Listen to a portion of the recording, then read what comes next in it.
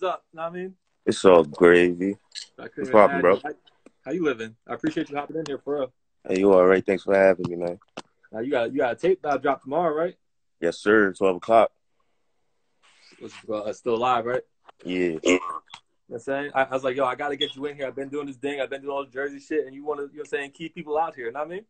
I appreciate that shit, man. Now, how many artists out here got a song with DaBaby? You know what I mean? That's a Like, fact.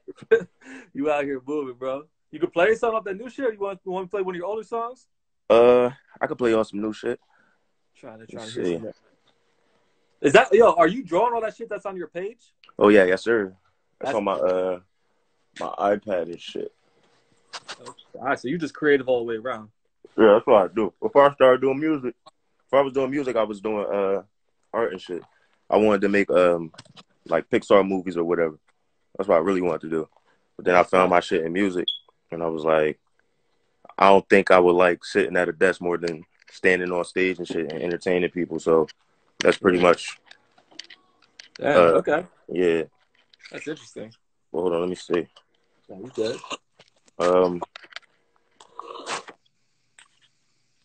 Like this shit right here. We did this that drawing. You can see that on my page. Yeah. Nah, I fuck with all that shit. That shit's heavy. Yeah. Like you got like a unique style to you. Like, you know what I'm saying? It's damn, what's the word for that? I know there's a name for that type of art. Fucking abstract, right? Is it? Like surrealism, abstract Surrealism? too. Yeah. Oh. But, all right, so this joint right here is called Love Letter to Candle. Let me know if you can hear it. Yeah, we got. I got it.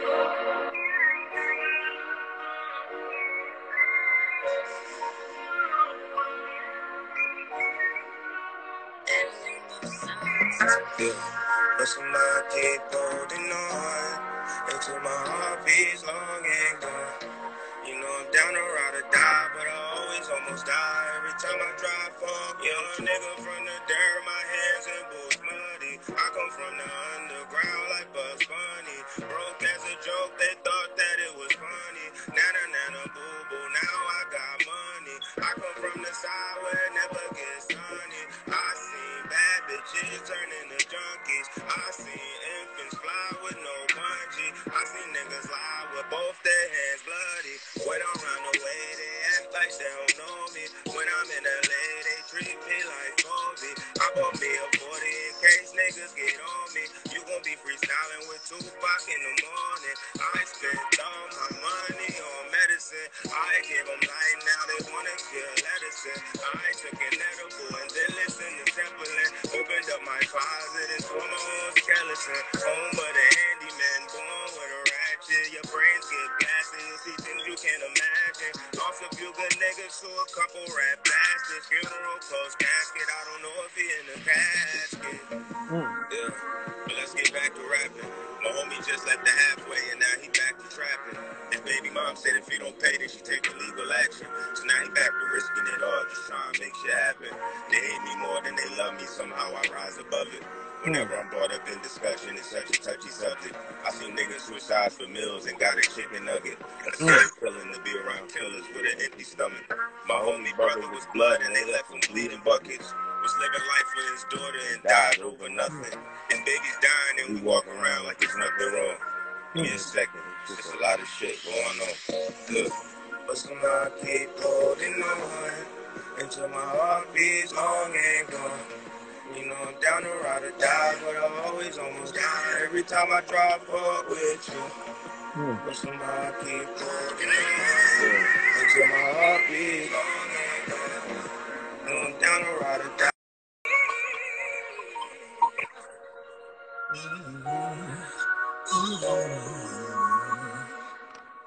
Yeah, that's Love Letter to Candle. That shit sound fire as fuck, bro. Appreciate that, bro. What features you got coming up on this tape? Because you always got somebody. Oh, on this joint ain't got no features. Oh, This no. one's just straight me on this one. We gonna try to save the features for like the big album.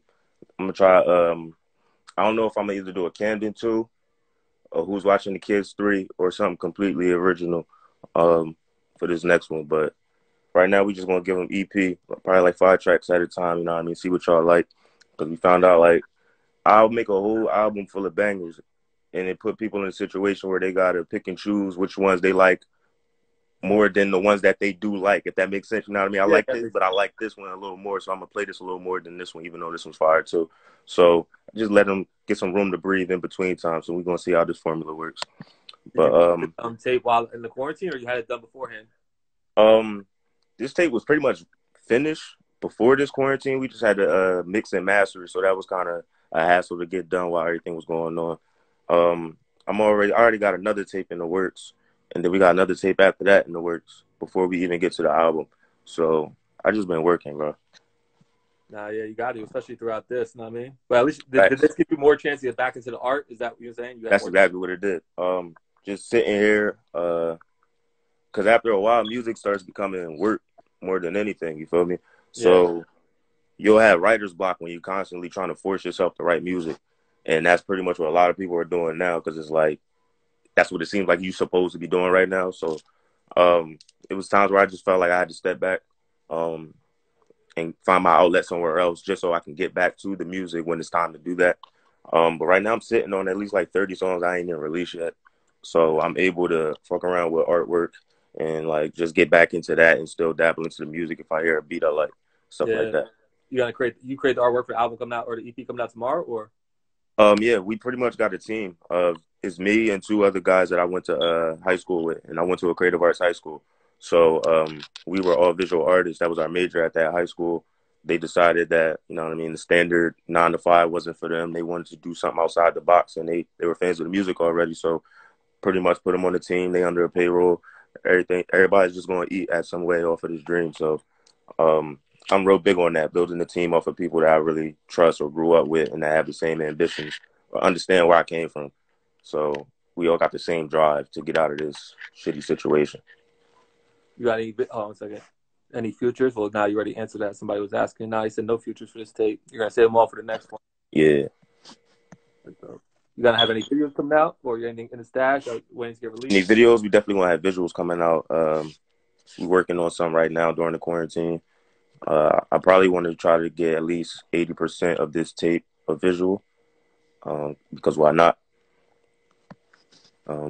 Yeah. Or you have like any, like, you're saying, advice to other artists, you're saying right now who are trying, like, maybe just in a rut through this quarantine or trying to remain creative, you know what I'm saying? A lot of do. I feel like you should use this quarantine to really find out who you are. You really got all the time in the world to sit with yourself and figure out what you want the world to see you as, what you want your legacy to be when you're dead and gone. You know what I mean? You need to start building your brand, what you want people to associate with yourself. This is the best time to pretty much hone your skills, hone either your lyrical ability or your song making ability. A lot of people don't take the time to actually learn how to create songs. They really think that this game is really still all about punchlines and bars, whereas I feel like it's shifted to that and is more of either a melodic or concept driven game.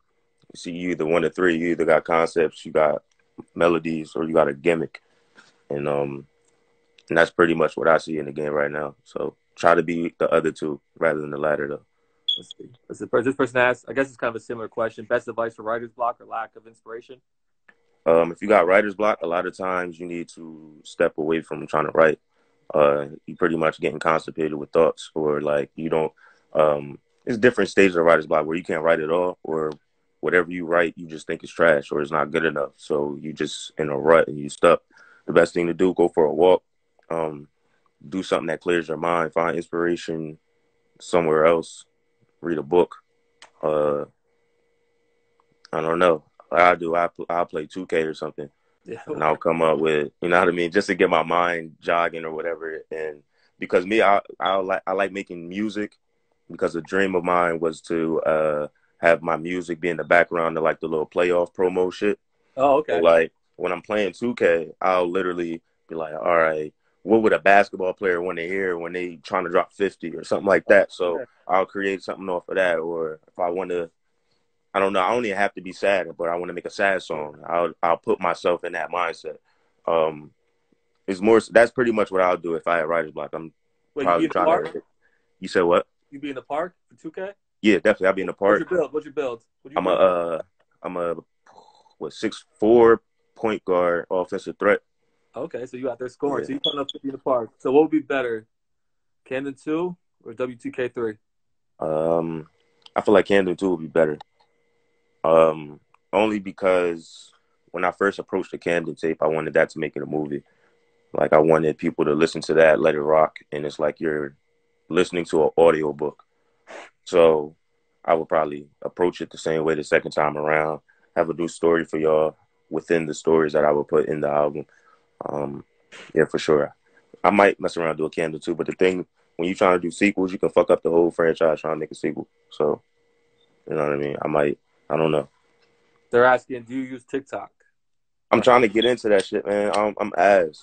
I don't really, I don't really know how to. I'm still trying to learn how to work that shit. But if I do, I'm on there. Okay, so I got one more question for you. Like, if somebody was to hear you for the very first time, what tape or what song would you like, say, push them towards? I'll probably play either Frank Ocean or Bodega. That seems to be universal songs that people like. Whether you like the super lyrical stuff or you like when I'm singing, those two songs seems to be the one that turn people into fans. Oh, word. Okay, never mind. These people want to know, how did you manage to get DaBaby on Hide the Money? Wild collaboration. All right, so my manager Veli was running the tour stop he had for Philly, and he's cool with his manager, so he's talking to his manager a lot. I told him that I think DaBaby would sound fire on this record that I already had called Hide the Money, and he sends it over to him. He tells me that DaBaby fucks with the song, he likes it or whatever, and that we can record it when he's done the show in Philly. So we go to the TLA, that's where the show was, sold out crowd.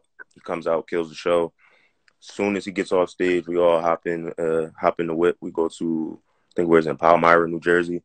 So we go back over the bridge. We go to New Jersey. Crazy because I wanted to stop by my crib first and grab my weed. Because whenever I go to the studio, I grab my weed and it's a vibe. We chilling, right?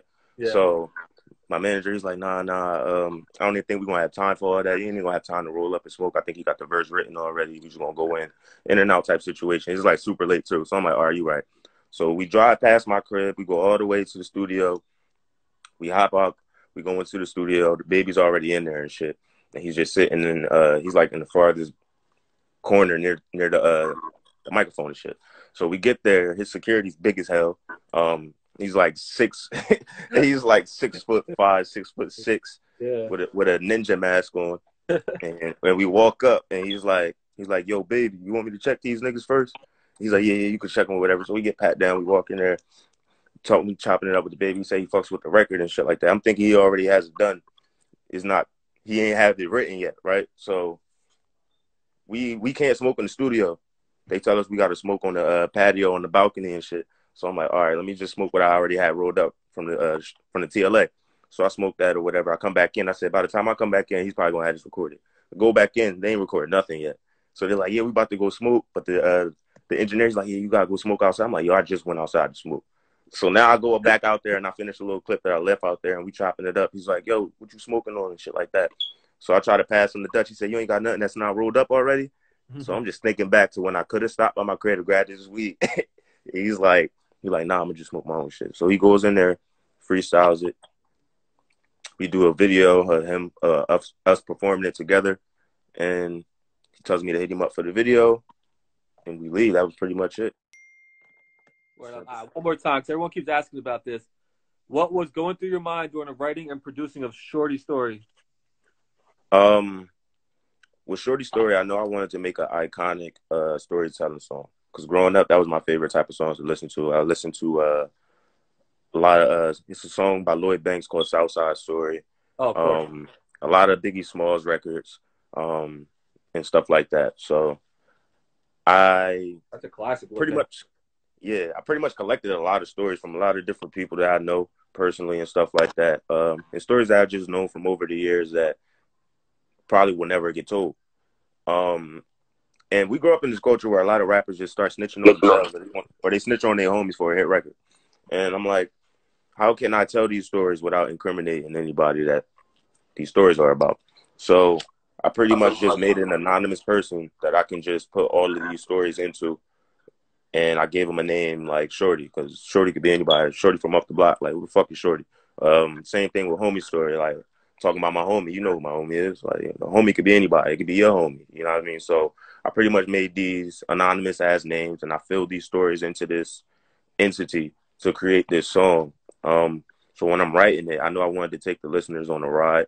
I know I wanted them to actually feel like they were in the car when Shorty got in the car. So when we were actually going into mixing it and we made sure we muffled the certain shit, like you changed the sound, we were real conscious about how it was going to sound in beats, headphones, and stuff like that.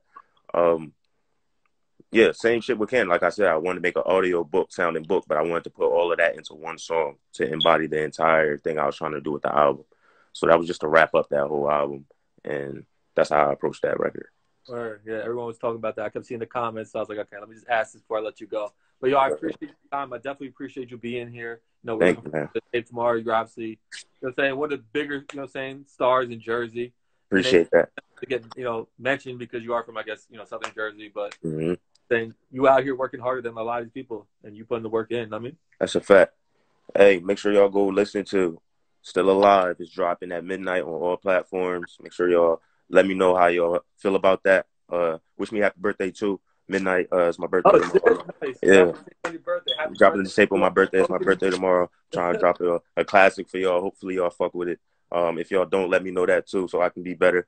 You know what I mean? I can take all criticism. Yeah, more macaroni, all that shit. Melody Monster, Mir Fontane in this motherfucker. All right, brother. I appreciate you. I'm out you. All right, bro. Mir Fontane.